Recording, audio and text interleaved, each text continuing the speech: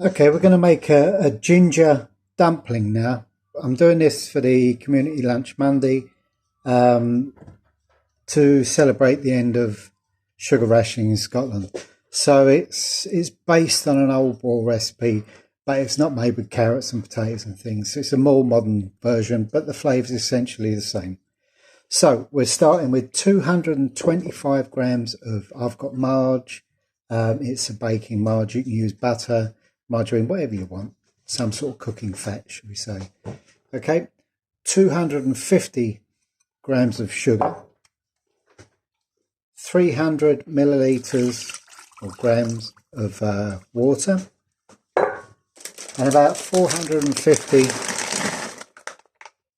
grams of dried fruit. Now, if you want to use just sultanas, fine. If you want to use mixed, I've got mixed with a bit of peel because they were cheap.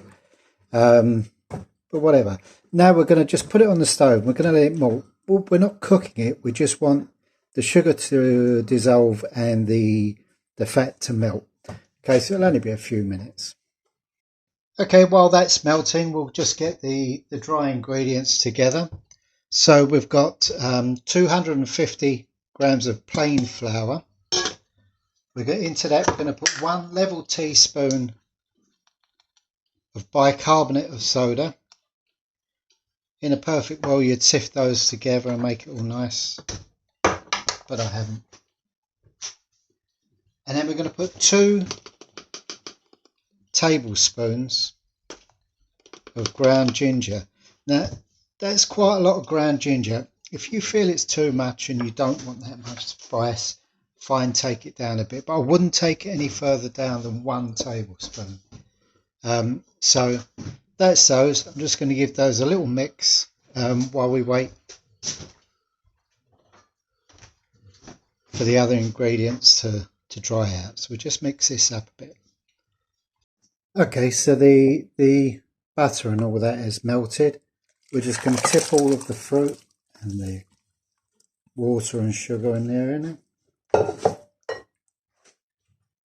Start to give that a mix through.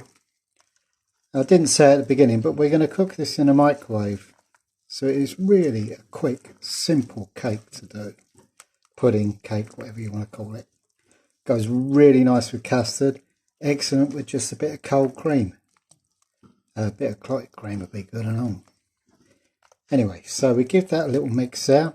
Into that we're going to add 2 lightly beaten eggs.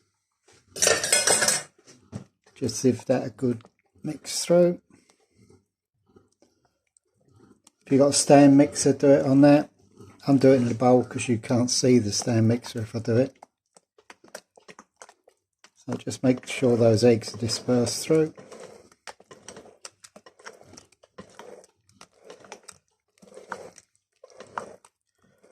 So essentially you're just throwing the whole lot in a bowl, mixing it, and then lob it in the microwave for 10 minutes. Don't get any easier than that.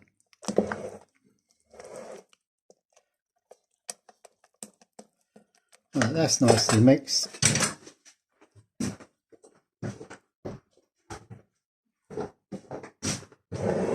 I have here a heavily greased microwave bowl basin. There you go. So we're just going to tip the dumpling mix in.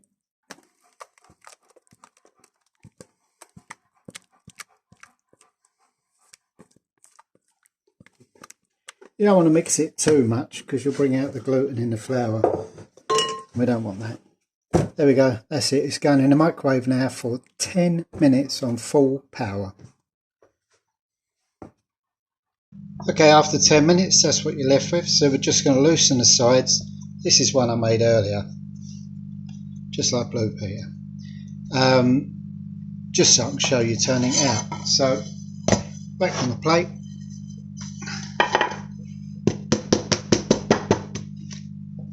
Tap. So fold up a bit. There you go. 1 ginger dumpling, pudding, whatever you want to call it. Very tasty. And not too expensive. If you've got a lot of the ingredients anyway. Really tasty, freezes beautifully. If you want to cut that into 12 pieces, individually freeze them, take them out, whack in the microwave, you've got a nice bit of sponge at your will. If you don't, keep it in a bowl in the fridge, covered, you're good for a week. Try it, enjoy it, it's dead easy.